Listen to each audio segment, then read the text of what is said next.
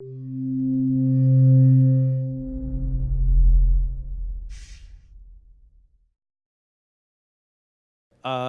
as you probably know, you're here for talk about security on Cassandra, what to do and why. So real quick about the last Pickle, help clients do stuff based around Cassandra, marketing, blah, blah. Talk to me afterwards if you want.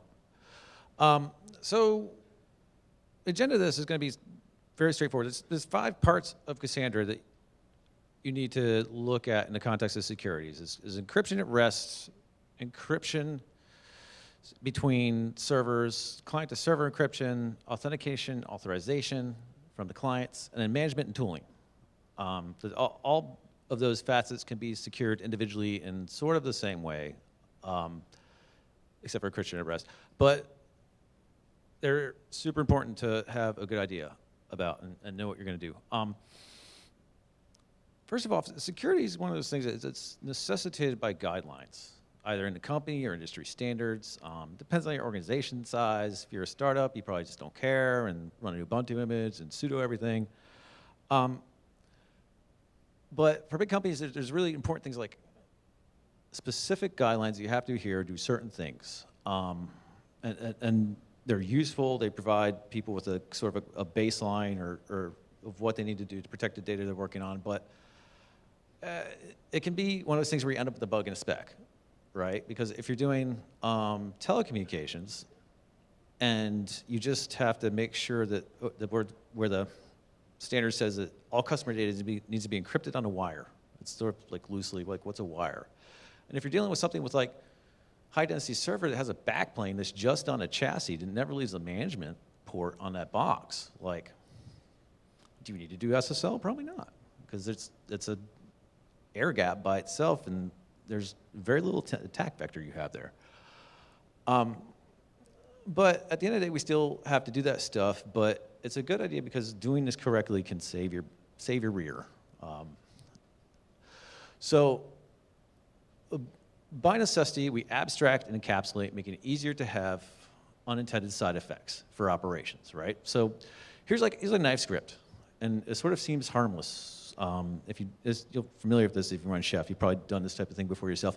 But I've seen this happen where someone put in a Cassandra role, they put in the wrong command, and then eventually this got run in their production cluster.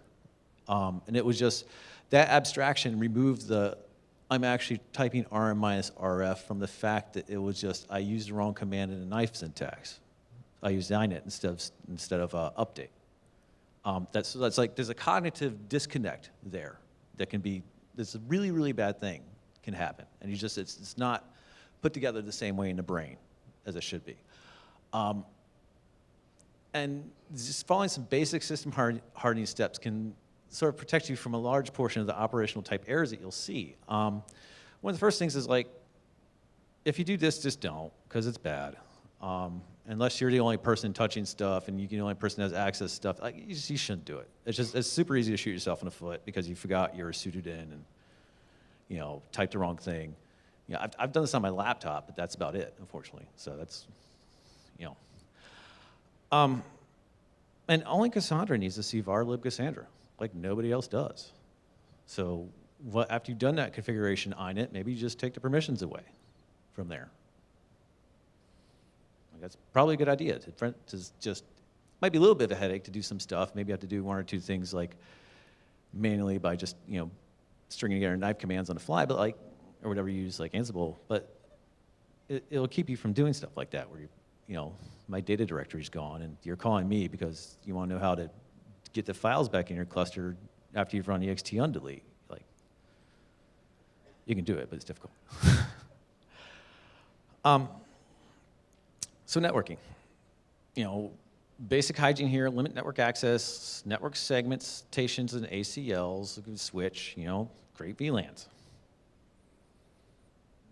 Put ACLs on those VLANs, use security groups here in AWS. On top of it, do iptables, right? Because defense in depth. So someone does get on that switch, or you do have a rule or a problem, or something wrong gets rolled out because you can configuration manage your switches now, which is pretty neat. you have IP tables there that's in a different phase of configuration management. So you can lock stuff down that way and have a layered protection, which is what you want. And it's difficult, and you have to remember it's there. Just a few days ago, I spent way too much time trying to diagnose a security group issue on Amazon, but it was iptables was on that image, and I didn't know it was. So, C really only needs a couple things. It needs clients, it needs cluster access, and JMX, and that's it. Unless you're running like Op Center needs like one or two things if you're into that type of thing. Your monitoring might need something, but those three sets of ports, depending on what you're doing. That's all you need. So moving into what we're going to talk about in terms of like the 5 layers of Cassandra security. The first one you need to look at is encryption at rest. And this is dictated a lot of times by industry guidelines, right? So stuff hits the disk. If it's sitting there on disk, a lot of these guidelines say that has to be encrypted. And that can't be something that somebody can take the disk out of your server or, you know, mount it a different way, or is it side channel attack? Like, there's a lot of ways to get access to a disk that's there with outside the context of general day-to-day operating system. Do you know how your cloud provider actually mounts your disks and like what's going on under the hood? It's complicated. You know, there could be something new. That's a whole area of attack vector that is not that well explored at this point, or is getting more explored. But unless you actually can answer that question, it's probably a really good idea just to encrypt that. Like what happens on decommission? You know, where's that data maybe gets zeroed, maybe it doesn't. You don't know. And a lot of these standards say you have to know, and you have to have a policy. So, and with physical stuff, what does IT do with the decommissioned disk? Are you sure you know? Did they do what they said to do? Did someone take it home and put it in their game server? This happens. Like, and you read about this in the news, because you know this is how a lot of leaks happen. And there's really good open source and commercial options out there that are pretty straightforward to set up. They've been around for a long time. But the side of what you do, it's a distributed system, so make sure you understand the high availability story of these systems, because Cassandra is distributed, has no single point of failure, and if you set these up wrong or pick the wrong product, you've just introduced a single point of failure. One vendor told me that their high HA story was EBS snapshots of the key server. That's not good enough for some people. I mean, maybe it is. Maybe you can just like reattach or whatever. But if that's not in your process already, then you have to build a process for that, and you have to have an answer for people that do audits, et cetera, et cetera. And it's not as straightforward as maybe something else could be. So look into the high availability story of whatever kind of encryption you do, because the last thing you want to do in a site outage where you lose like a zone or a failure boundary, you don't want to have to wrestle with it, finding vendor documentation on how to restore a key server. That's just a stress you don't need. So really 2 types. Encryption at rest is file level and block level. DMCrypt and eCrypt-FS. One's block, the other's file. What you're really talking about is faster for block, convenience for file. The major Linux vendors probably support both of them. Put some links to Red Hat documentation on there. Just it's a good explanation of how to set it up from basics. But it's flexibility there. Cloudera, Gazang, and Vormetric both specifically have Cassandra support, air quotes. I know what that means in the context of Gazang. I do not know what that means in Vormetric. I've never tried it, but they're around the community. So, and they specifically say Cassandra support. DataStax Enterprise has an interesting feature where they'll do, basically pumped it in as part of the compression. The pluggable compression is you can say encryptor and provide the algorithm type and a key length, and it will do process level encryption, which I don't know how they implement that, but that could be slow. It also could be not slow, depending on how that works. There are some fast libraries out there for the JDK that you can use that would make that work pretty quickly. Commit log not included. That's a big deal. If you encrypt the hard drive, the storage data, and you do not commit the commit log, you just like shouldn't bother, because you could just take a commit log off one server and replay it on another if the schemas match, and it'll just dance right around your encryption. But you could just use eCrypt-FS to do file system level encryption on the commit log. Not a lot of moving parts. EBS encryption, if you're in Amazon, you're using EBS, that just becomes not my problem. You click a checkbox, and it's done. But there's some minutia about it. I put the documentation down around there, but if you're in EBS, in AWS, you're using EBS, that's a pretty safe option. And again, because you don't know how they mount that, or where that goes, or what happens to that volume. So we're going to move on to internode encryption. This can probably be rolled out on your production systems right now with no downtime. There's not a lot going on. The way you could walk this around a cluster is do, replication factor your number of nodes, or just one node at a time. vNodes makes this a little more complicated to be able to, depending on how you set up topology. And there's some moving parts here. Come and ask me after the talk if you want to hear more about how to do this for your own stuff. And a bit asterisk there, because depending on your consistency level and the sort of what your app is willing to tolerate. And it's a really good idea because you can do something like write survey mode with just joining a cluster, and I can say, here's my other Cassandra node that I want to join this cluster. I want to capture a portion of the writes on an arbitrary token range. And it'll do that. This is designed inherently for testing compaction, and it's a valuable tool to have and just to test write performance out of band of the cluster without joining a node to the cluster. But basically, it turns out it's like, I can capture writes arbitrarily and do whatever I want with them. And that's, if you step back and think about that, that's something that really is like, you should be breathing through a paper bag about that if you have any sort of potential for a bad actor to be on that network segment. So there's an emergency kitten on the bottom of this one. In general, on the storage port in Cassandra and the message and the way nodes communicate with each other, the primitive is in the API is a message. And that kind of goes on a wire in a really simplistic way by design. And it takes one message to insert an admin account to the system auth table. So I can attach to the cluster as another arbitrary node. I don't even have to attach to the cluster. I can actually custom craft a message and a payload that the format is designed in, do the byte packing, and the only check that happens is that the first bytes that are packed in that message are the IP address of another node in the cluster. And there's no check against the IP address from the process that's making, or from the process that's making the connection on that port. There's no check. This is by design, so you can, add nodes to a cluster, do that kind of stuff. But you can just drop a message. I could drop a truncate message on there. I can insert myself to a system auth table. Fundamentally, there's no check about what happens there. So if you do nothing else, you should really just encrypt the node-to-node communication because it's easy. You can usually get away with doing it no downtime. There's not a lot of moving parts.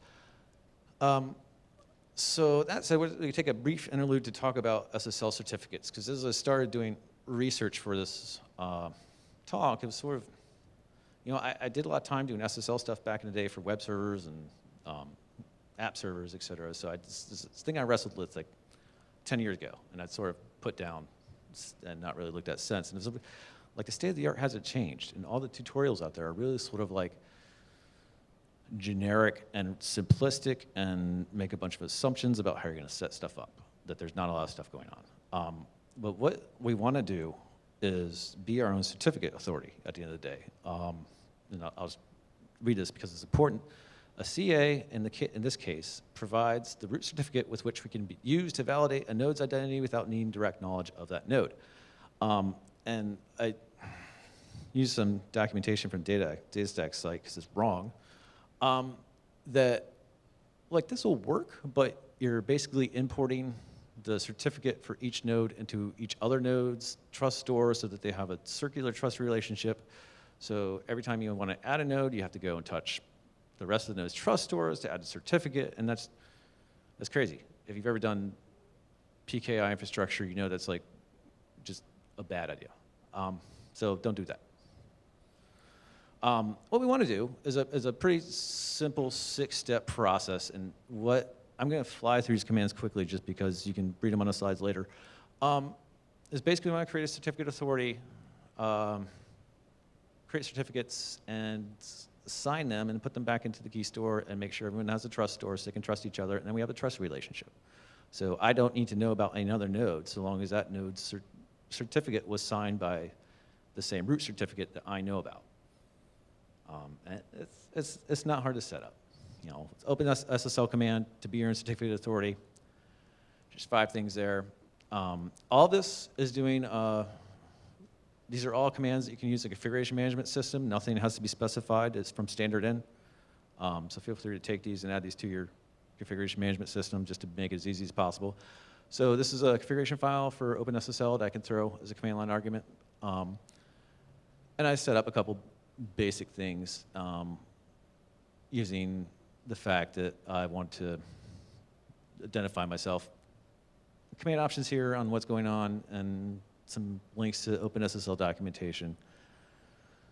And then I want to do a per node certificate. So each node has its own certificate. It uniquely identifies that node.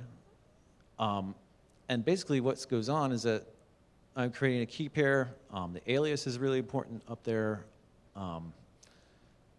And then you can, next step is to add, and some more information about the last parameter on there, dname, is a little weird because there's a bunch of quotes in there. So there's some method to madness, but basically the common name, you want to use the host name. For organizational unit, it's a good place to identify a cluster, organization, country, there's an extension you can add on there if you're dealing with other stuff and you really want to be anal about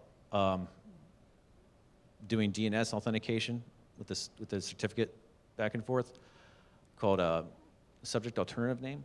And Keystool supports it. It's just extra as via the ext option. You can do that if you need to, but if you're 2 levels back in a private network, you probably don't need to. So the export certificate, the only thing that's really different from the key store example is that we're making a certificate request in the file that we want to export to. We take that and we sign it with OpenSSL using our certificate authority, and then we put it back into the key store for the node. And now we have a signed certificate from a root.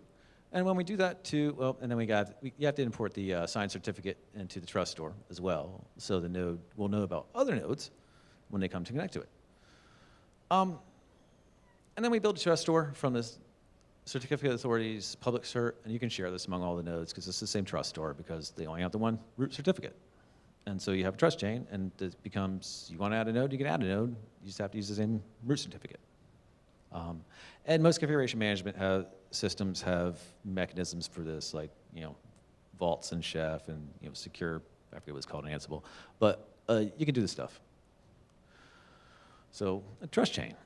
Now we don't need to do that crazy all-to-all stuff, and it becomes really easy to scale out and dynamically build certificates too. So you can have different development certificates, different staging certificates, et cetera. And pump this all back into the Cassandra configuration file. It's pretty straightforward. Not a lot going on, but what you really want to do is make sure you turn on required client auth. So if you don't set that, you might as well turn off encryption, because if you don't have client authentication set, and client authentication is when in the SSL handshake, the client makes the request. In this case, it's both nodes. So node 1 makes request to node 2 and says, here I am, I want to talk securely with you. Node 2 says, okay, here's some stuff that here's the way we can talk. And node 1 says, okay, let's talk this way. And node 1 then has to send back a certificate authenticating itself, so node 2 knows about it, and vice versa. So they both have to have a trust store there locally to verify each other against, so they know about each other's identity. And because we're using the root certificate, we don't have to use that node's identity implicitly. We just use the root certificate to say it was signed by the same root, so we trust each other. And if you don't do that, you can actually write I'm happy to show this to anybody if they want to see it after a thing, but you can actually write a little command line program to open a connection to a server and basically pretend like it's a web browser web server thing, where the web browser just says, here's some random identity. I just want to talk securely with you. And the server says, OK, I see that. I'll just make sure I assign the packets that you can read. And there's no verification of identity in that. And if you don't set required client auth to true, I can attach to your cluster and send those messages payloads that we talked about, but you won't be able to see what we're doing. So it makes it that much more interesting. Another note is that a key store password and a key password have to be the same. And this is sort of a simplistic implementation of the X509 certificate manager under the hood that makes it extremely difficult to authenticate against, use a different password for a key if you're doing trust chains. That it goes from like 10 lines of code to like 200. That's one of the, it needs to be fixed someday, and I'd like to do a patch at some point, but ran out of time. You do export restrictions. You can use 128-bit keys. That's probably fine, depending on how far back you are. If you're going to public network, I wouldn't do it. But if you're, again, like 2 layers back, you can do that and get away with it. And it's actually going to be slightly faster, maybe just barely. And there's documentation here I put on there for how to set up the downloaded security provider, jars, because it's sort of not clear what exactly is going on. You have to add 2 jars to Jerry. They're just policy files. If you run into trouble setting this stuff up, throw that -d parameter in there, and that'll tell you exactly what's going on. And in gory detail, and I put a link down there from the Java documentation. I couldn't find it for Java 8, but the Java 7 one's there. And it'll give you whole debug statements of the handshake, so you can make sure that, and you'll see stuff like certificate authentication failed due to blah, blah, blah. And I was like, oh, I didn't set that up right. So that's really handy to have. And I just saw this on Tuesday. I think they just released it on Monday. Netflix Lemur is an X509 certificate orchestration framework. I read the blog post. That's as far as I've got. But that's really sort of interesting. There's a whole web UI and everything on top of this for managing X509 certificates and trust chains and setting this all up for you so you don't have to do those song and dances. So the next part of internet authentication is there's a class in there that's commented out by default. There's no implementation of it built in. DSE has something in there commercially you can set up, but it's really straightforward to roll your own. There's 2 methods on this: authenticate and validate configuration. Self-explanatory. There's no reason you couldn't write just 20 or 30 lines of code to actually do that against a properties file that got updated periodically on each node. It'd be pretty straightforward to do. But this adds a layer of security on top of that message passing thing that we saw, that if I don't know about that node, I'm not going to set the packet. So obviously there would be some orchestration here if you're going to add nodes to a cluster, but you can do it, and it can be set up. Client-server communication, almost the same. Really, the only thing that's different is enabled equals true. That's one thing you have to add. Everything else is the same. I'm going to repeat the obnoxious red arrows with the message here because it's that important. Just do it. Authentication authorization. It's a good idea just because it's what we've done for a long time, right? Segment users. There's an admin user. Make an admin user. They can modify tables and stuff. If you have a bunch of services, make a user per service. It's really not that hard if you're doing configuration management and everything else. And if you have reporting system, just give it read access. Because reporting is usually, or analytics is often like some other place, and you have some wacky data scientist with his laptop that has Windows on it for whatever reason, and it's just like he's going to have a worm that his daughter put on her for some, it's stuff like that. So just give him read access. Limited access to tables and key spaces. Who really needs to see that? Because now, also in 2.2 is role-based authentication, so you can get really fine-grained with that. And there's excellent documentation up there, and I didn't put the link up there, but I meant to. And the 2.2 documentation has an excellent example of setting this up. Password authenticator. So this can be set up. It's pretty easy. By default, the Cassandra, once you turn this on, though, this is one of those things you can't necessarily do and keep your cluster up because it'll shut down everything the second you turn it on for that node. And you can only log in as Cassandra by default. And you log in and change that pretty quick, obviously, and add your users in there. You can add it to make it to a RC file if you want to make CQL access easy.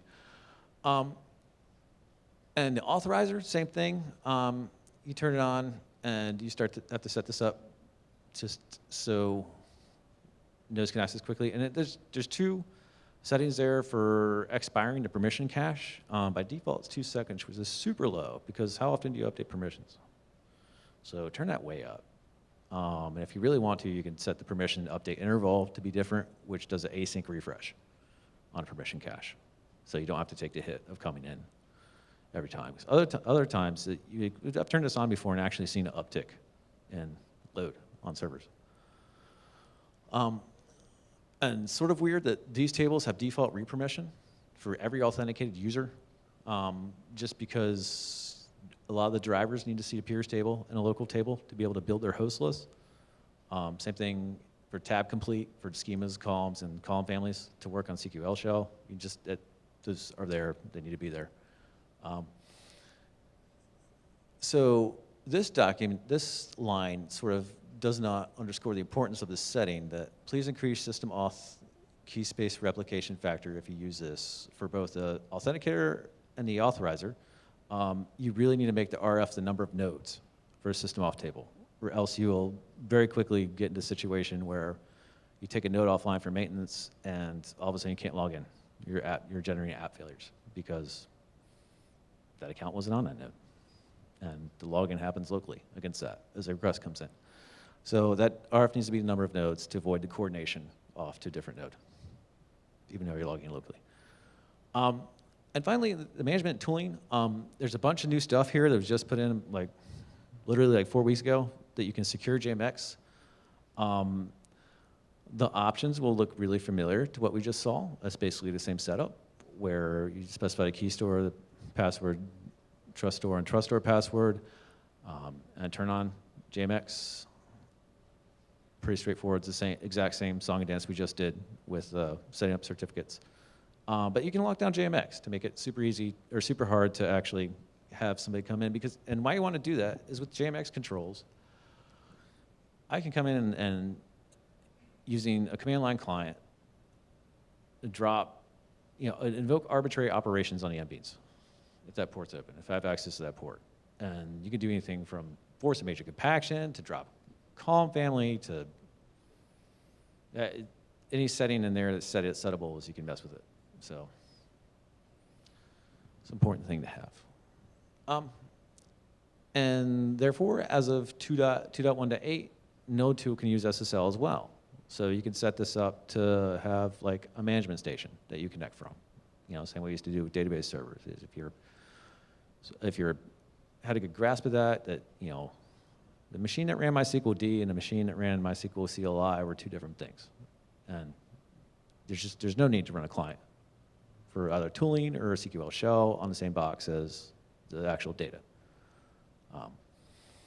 So that's 9090 is the issue number that has a good description of how that's configured and how they set it up and how to do that. And you can configure authentication for JMS as well, and then you end up now with node tool status, user password. And there's actually a really good walkthrough on setting this up on DataStax's site, so I didn't repeat any of the commands. It's actually really thorough and covers all the edge cases. But JMX user and password stuff is actually kind of configurable and it's pretty flexible. It's horribly documented. You almost can't find it anywhere, so I advise you actually go look at the templates in the JRE, because there actually are some good comments in these files and some examples, so get your head around it, because I couldn't find other information about it on Sun's site. Maybe it was there, but their site's weird. But, and that's it. I left a lot of time for questions here, because I know people are going to have them. And if it's something like you feel really sad or embarrassed that you're doing something really bad, like not securing internet traffic, you can come talk to me afterwards and we'll talk privately. I'll keep it confidential. But other than that, I'm happy to answer questions. Yep.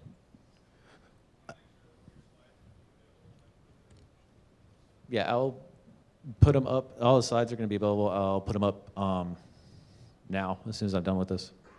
So. Okay, we have a question back here real quick. So you mentioned you recommended turning on client auth for the client-server communication. When we tried that in the past, we realized that the Python driver doesn't support it, and therefore you can't use SQL SH once you've turned that on. Is there a way around that now? It supports it now. Okay, good. And that was recent. So.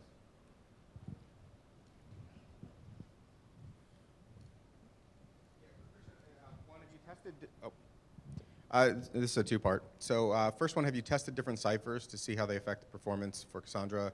And then two, have you done anything around, I guess the second question is, how often does a handshake happen, like node to node? Is it every single time they communicate?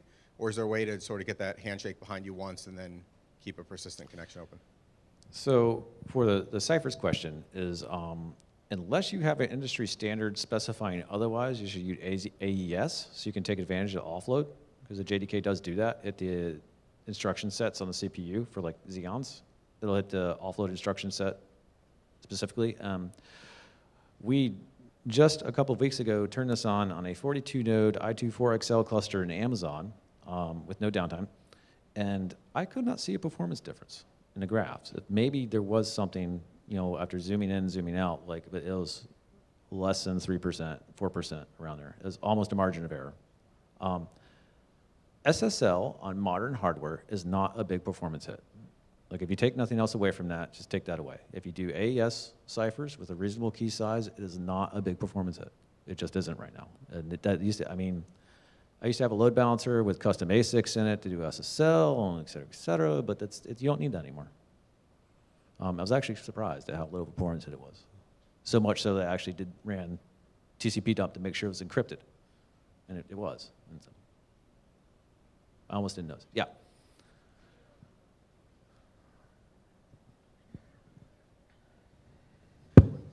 Do you see anyone doing field level encryption with Cassandra for PII or other types of sensitive data in case someone's auth keys got out in the wild, they still couldn't access the data? Yeah, there's a company here called Data Guys that actually has a decent solution, does filtering based on configuration, and will do that for you. But you could, that's also pretty easy to add in there with just doing basic AES ciphers on the values. You'd have to do that at the application level. You could write your own compressor the way they did. That's not a lot of code to pump it in there that way, and that is arguably a legitimate extension point for that. You can more accurately call it anti-compression, but you could go through that mechanism and it's the same. Instead of compressing, you're encrypting.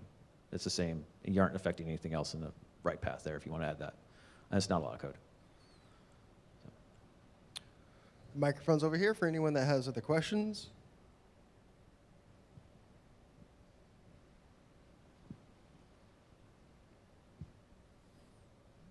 All right, so just in sum, if you learn nothing else, please go home and turn on internode encryption. Or my cat will hack your cluster. All right, thanks.